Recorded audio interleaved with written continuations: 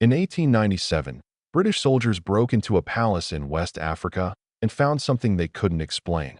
Thousands of bronze sculptures, more advanced than anything in Europe at the time, and the world tried to forget it ever existed. What if I told you there was an African kingdom that built a city so impressive, Portuguese explorers compared it to their finest cities back home? A place where artists created bronze works that still baffle metallurgists today, where walls stretched longer than the Great Wall of China. And then it all disappeared, burned to the ground, looted, erased from history books.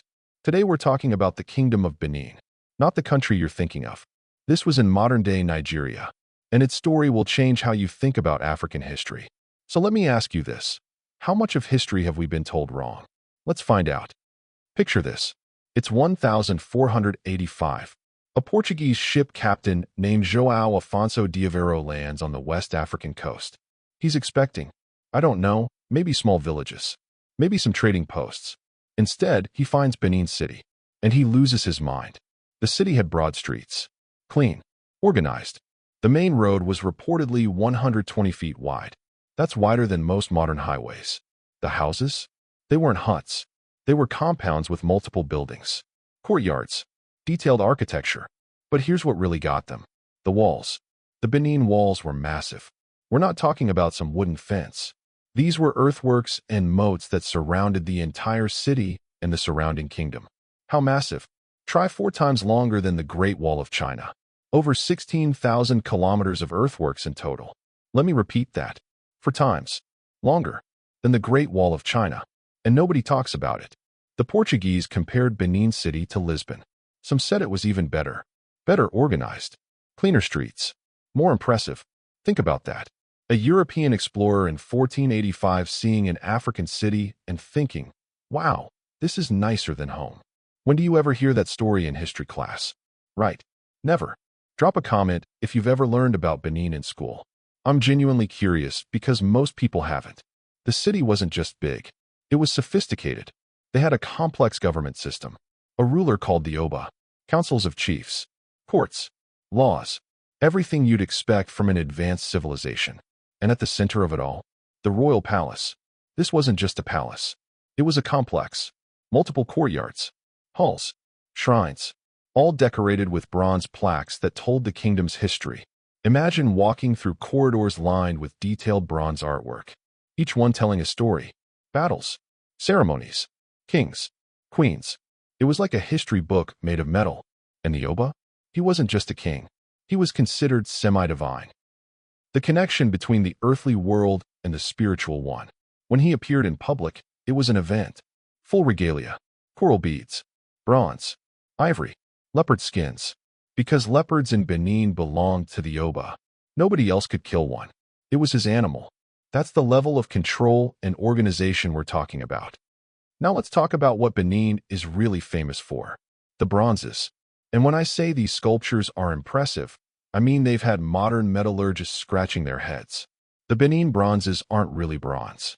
They're mostly brass. A mix of copper, zinc, and sometimes lead. But calling them bronzes stuck, so that's what we use. Here's the thing. These weren't crude sculptures. They were detailed, intricate. Some showed facial expressions so realistic you could almost see the person breathing. They showed court life, warriors, animals, Portuguese traders with their funny hats and long coats. The artists captured everything. And the technique? It's called lost wax casting. You carve a model in wax, cover it in clay, heat it up until the wax melts and drains out. Then pour molten metal into the empty space. Sounds simple. It's not. You need to control temperature perfectly. Get the mixture right. Know exactly how thick to make your mold. Mess up any step and you've wasted weeks of work. The Benin artists didn't mess up. They created thousands of these pieces. But here's what really matters. These bronzes told stories. Some showed the Oba in full ceremonial dress. Others showed important battles. Some captured everyday court life. They were history, art, propaganda, all in one. And they proved something that makes a lot of people uncomfortable. African metallurgy was incredibly advanced. See, there's this old narrative, the one that says Africans were primitive, that they didn't have complex societies, that Europe had to civilize them. The Benin bronzes destroy that story completely. These sculptures rival anything made in Renaissance Europe. Some argue they're better. And here's something to think about. If Benin could create art this advanced in the 1400s, what else are we not being told about African history? The artists who made these bronzes belonged to guilds, specific families who passed down the craft through generations. They didn't work for just anyone. They worked for the Oba. Because in Benin, art wasn't just decoration. It was power. It was memory. It was how you showed everyone who was in charge. Every bronze plaque in the palace reinforced the Oba's authority. Every sculpture reminded visitors they were standing in a place of power. So how did Benin get so powerful? Let's go back a bit. The kingdom really took off around the 1200s. Before that, the area was ruled by a dynasty called the Outshone. But things got messy. Political problems, succession issues. So they turned to a neighboring kingdom called Ife for help. Ife sent a prince named Oramian. He became ruler and started a new dynasty. The dynasty that would rule Benin for centuries. But the real transformation happened under Oba Uwere in the 1400s. This guy completely changed the game. He rebuilt Benin City, made it bigger, better organized. He created the whole palace complex we talked about earlier. He reformed the government, created new titles, new councils, made the whole system run smoother. And he expanded the kingdom through conquest. Benin started controlling more territory, more trade routes, more resources. By the 1500s, when those Portuguese showed up, Benin was at its peak. They traded ivory, pepper, palm oil, textiles, and they traded people. Yeah, we need to talk about that.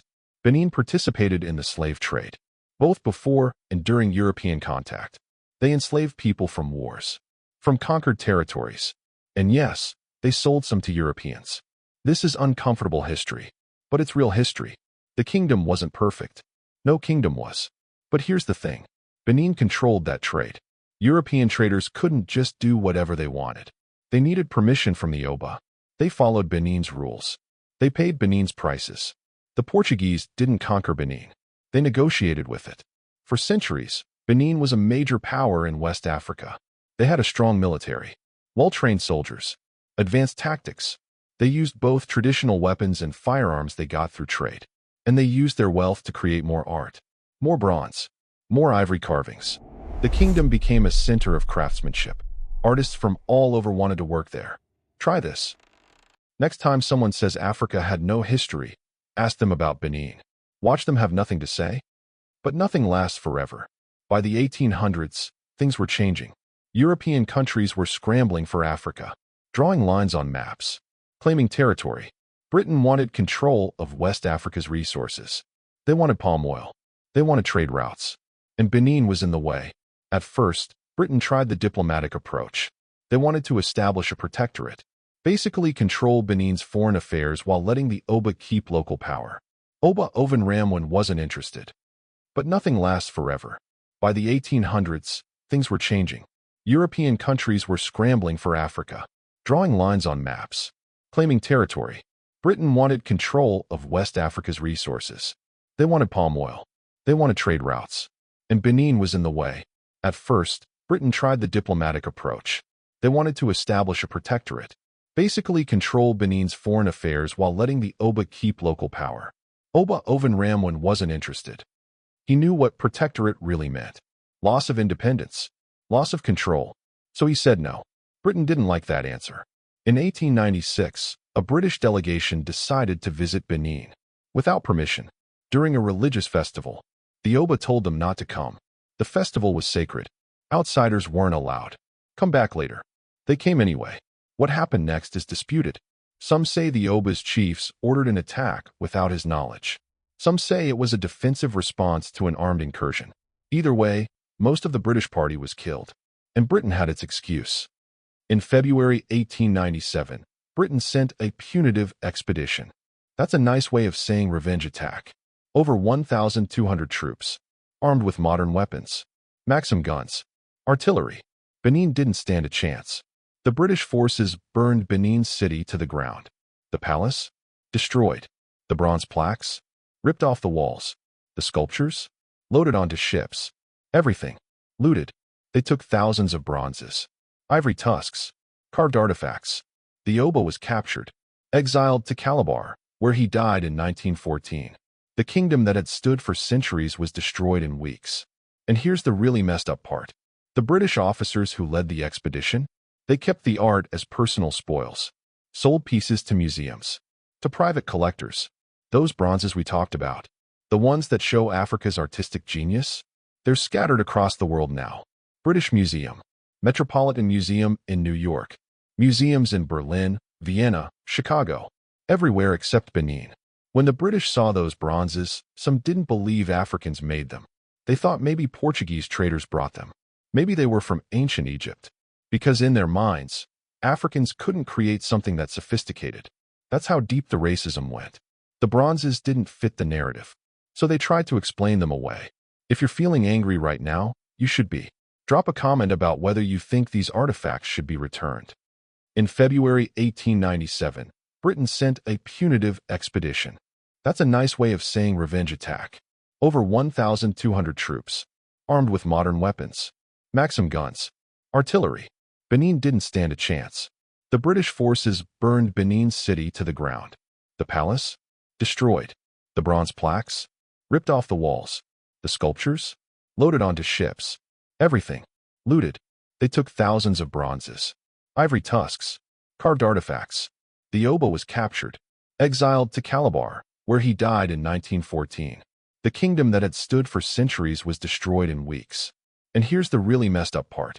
The British officers who led the expedition, they kept the art as personal spoils, sold pieces to museums, to private collectors. Those bronzes we talked about, the ones that show Africa's artistic genius, they're scattered across the world now. British Museum, Metropolitan Museum in New York, museums in Berlin, Vienna, Chicago, everywhere except Benin. When the British saw those bronzes, some didn't believe Africans made them. They thought maybe Portuguese traders brought them. Maybe they were from ancient Egypt. Because in their minds, Africans couldn't create something that sophisticated. That's how deep the racism went. The bronzes didn't fit the narrative, so they tried to explain them away. If you're feeling angry right now, you should be. Drop a comment about whether you think these artifacts should be returned. So why don't more people know about Benin? Simple. It didn't fit the story Europeans wanted to tell. If African kingdoms could build cities like Benin, create art like the bronzes, organize complex governments and trade networks, then how do you justify colonialism? How do you claim you're civilizing people who already had civilization? You don't. So you erase it. You burn the cities, loot the art, and tell a different story. For decades, Benin was a footnote, if it was mentioned at all. But here's what's happening now. Nigeria wants the bronzes back. They've been asking for years. Some museums are starting to listen. Germany returned some pieces. Others are talking about it. But most major museums still say no. They give excuses. We're preserving them. They're world heritage. We acquired them legally. That last one is particularly rich. Yeah, you legally stole them during an invasion. Doesn't make it right. There's a new museum being built in Benin City right now, designed to house the bronzes when they return. If they return. But even without the bronzes, Benin's legacy lives on. The kingdom showed what African civilization could achieve. Complex government, advanced art, sophisticated trade, and it proved that the standard story about Africa is wrong. Here's what I want you to take away from this. The Kingdom of Benin was real. It was powerful. It was sophisticated. It built a city that impressed European explorers, created art that still amazes experts today, controlled trade routes and territories for centuries. And then it was destroyed, looted, erased, not because it was weak, but because it was in the way. The story of Benin is the story of colonialism. Take what you want. Destroy what you can't control. Rewrite the history. But the truth doesn't stay buried forever. Every time someone sees a Benin bronze in a museum and asks where it came from, the truth comes back. Every time someone learns about the walls, the palace, the sophisticated government, the truth spreads. History isn't just what's written in textbooks. It's what we choose to remember, what we choose to talk about. So talk about Benin. Share this video. Tell people the real story. Because a kingdom that built something that impressive deserves to be remembered. And the people who destroyed it deserve to be held accountable. So here's my question for you. What other kingdoms and civilizations have been erased from history? Drop your thoughts in the comments. Let's keep this conversation going. If you made it this far, hit that like button. Subscribe if you want more history they didn't teach you in school. And remember, history isn't boring. It's just been told by boring people. See you in the next one.